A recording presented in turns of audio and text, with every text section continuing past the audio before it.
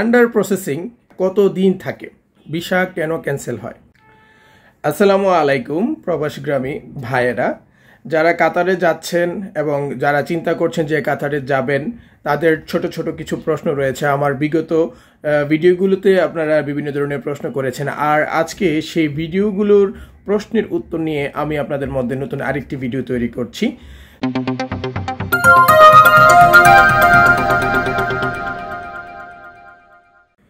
প্রশ্ন 1, under processing কত দিন থাকে? তো আসলে আন্ডার প্রসেসিং নিয়ে যদি আমরা আলোচনা করি তাহলে পূর্ণাঙ্গভাবে আপনাদের মধ্যে আলোচনা করতে হবে। আপনাকে একটু বুঝিয়ে দিচ্ছি যে আসলে আন্ডার প্রসেসিং কেন আসে। কাতারের যখন আপনার নামে অর্থাৎ আপনার পাসপোর্ট নাম্বারের সাথে যখন অ্যাড করে অর্থাৎ আপনার নামে যখন একটি ভিসা জমা দেওয়া হয়, তখন কাতার এম্বাসি আপনার এই ভিসাটাকে নিয়ে বিভিন্ন ধরনের যাচাই করে আপনি কোন কোম্পানিতে যাচ্ছেন, কেন যাচ্ছেন, কোন কাজে যাচ্ছেন, কাজ আসলে রয়েছে কিনা। আর এইগুলোর জন্য মূলত আন্ডার প্রসেসিং থাকে। শুধু তাই নয়, আপনার আন্ডার প্রসেসিংয়ের ভিতরে থাকবে হচ্ছে আপনার মেডিকেল থেকে শুরু করে ম্যান পাওয়ার ইত্যাদি ইত্যাদি আপনার আন্ডার প্রসেসিংয়ের ভিতরে থাকবে। অর্থাৎ প্রত্যেকটা ধাপ যখন আপনি সম্পূর্ণ করবেন তখন আপনার আন্ডার প্রসেসিং লেখাটি ধাপ বাই ধাপ পরিবর্তন হবে, একদম ভিসা প্রিন্ট পর্যন্ত।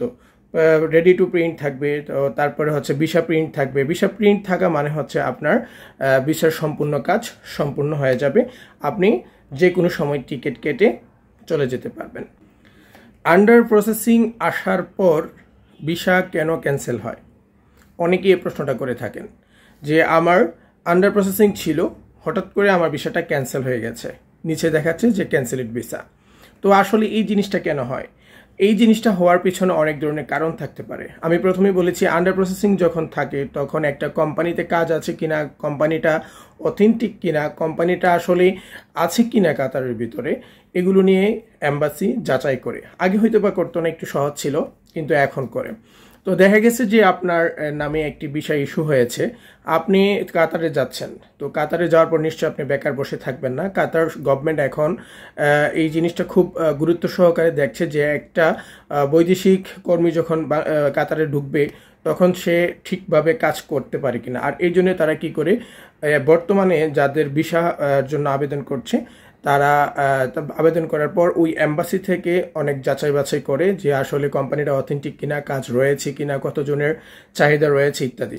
তো ওই যাচাই বাছাই থেকে যদি মনে করেন যে আপনার দুই একটা তথ্য যদি মিসিং হয়, তখন আপনার এই ভিসাটা ক্যান্সেল হওয়ার সম্ভাবনা থাকে। কারণ থাকতে পারে, যেমন হচ্ছে আপনার অনেকের পাসপোর্টের মধ্যে নাম আছে 5 ওয়ার্ড, 6 ওয়ার্ড অথবা আরও বেশি। তো লং যে ওয়ার্ডের যে এই নামগুলো থাকে, অনেক সময় এটা একটা ইস্যু থাকে, ধরনের টাইটেল থাকে। তো বড় ধরনের যে টাইটেলগুলো যে থাকে এগুলো যদি থেকে থাকে অনেক সময় ভিসা ক্যান্সেল হয়ে যেতে পারে।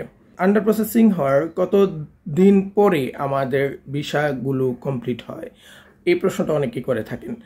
যার কাছ থেকে আপনি ভিসা নিয়েছেন সে মেডিকেলের টাকা ওই এম্বাসির মাধ্যমেই অর্থাৎ কাতারের বসে থেকেই ওইখানে টাকাটা দিতে হবে। তখন আপনার এখানে মেডিকেলের জন্য একটা অ্যাপয়েন্টমেন্ট আসবে। সেই অ্যাপয়েন্টমেন্টটা যখন আপনি কমপ্লিট করবেন তখন ওইখানে একটা ধাপ দেখাবে। এইরকম 3-4টা ধাপ আছে। এবারে যে আপনার যেদিন থেকে আন্ডার প্রসেসিং আসবে সেদিন থেকে শুরু করে প্রায় 10 থেকে 20 দিন লাগবে আপনার আন্ডার প্রসেসিং অর্থাৎ রেডি টু প্রিন্ট আসতে। অনেকের ভিসা ক্যান্সেল হওয়ার পরে টেনশনে পড়ে যান যে আমার তো রেডি আন্ডার প্রসেসিং ছিল, এখন তো ভিসা ক্যান্সেল হয়ে গেছে, তাহলে আমি কি যাইতে পারবো? অনেকেই আমাকে আমার ভিডিওর নিচে এই প্রশ্নটা করে থাকে।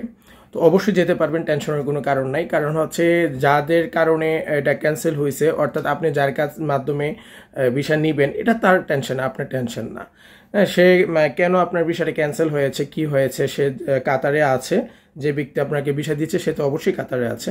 সে কাতার যাবে, মানে কাতার যে অফিস আছে সেই অফিস থেকে তথ্য নেবে যে কেন বা কোন কারণে, ওই সমস্যাগুলো সমাধান করবে। যদি কোনো পেপারসের শর্ট থাকে সে পেপারসগুলো জমা দিবে, বা আদার্স কোনো প্রবলেম থাকলে ওইটা তাদের বিষয়।